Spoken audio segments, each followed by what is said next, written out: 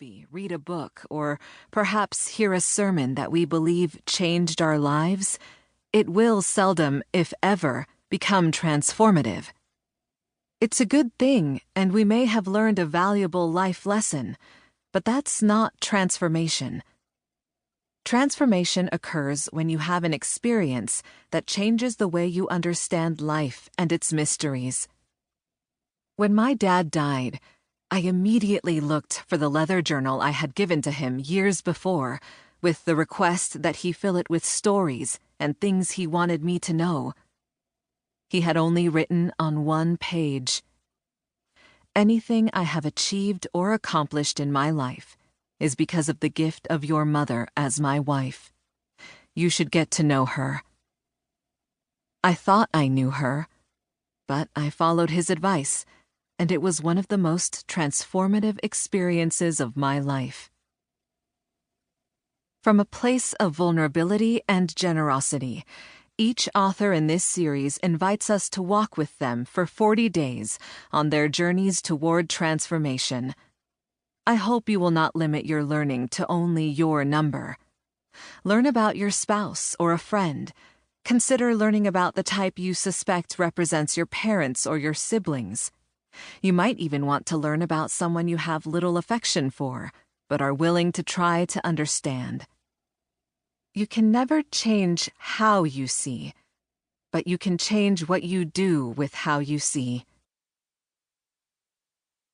On being an 8. Fósforito! The explosion happened so quickly, there was no stopping it. My mother used to call me Tiny Match when she saw this fire exploding from me.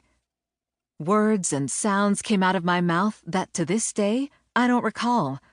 I'm pretty sure there were actual flames coming out from my body. I could hear my mother's voice telling me to respond con calma, but I could not bring myself to pause. I had just turned 30 and had been seeing my spiritual director, Marilyn Stewart, for a few years. She believed that you should enter the Enneagram journey once two things happened. 1, you were mature enough to deal with the patterns of darkness in your life. And 2, you had hit a major leadership crisis. These two indicators would most help you find your Enneagram type. This explosion, a confrontation with a colleague, began my Enneagram journey. Marilyn was a national spiritual director with InterVarsity Christian Fellowship, IVCF, and she and her husband, Doug, trained and offered direction to the team of spiritual directors with IVCF. She was a white Anglican woman who had spent years in ministry in Latin America.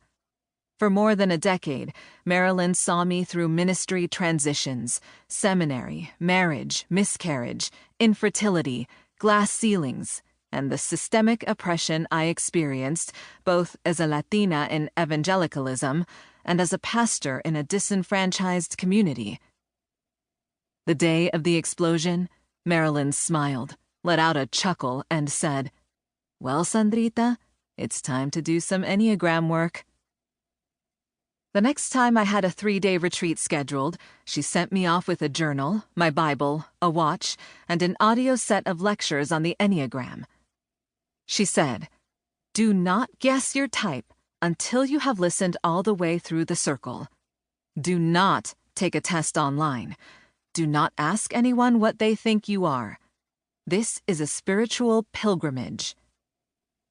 She talked about the process like it was a sacred rite of passage, like I was going on a journey to find a mirror that would show me myself for the first time, my whole self, my ugly self, my beautiful self, my dangerous self.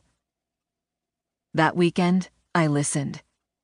I cried when I remembered the pain I had experienced because of certain types' dysfunction, and the joy I felt when they were healthy. I laughed when I heard about the antics of other types, as if I could see their behavior in the distance.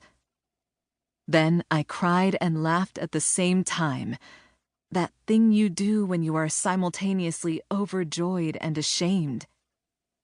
Instead of observing from afar, I felt I was being examined.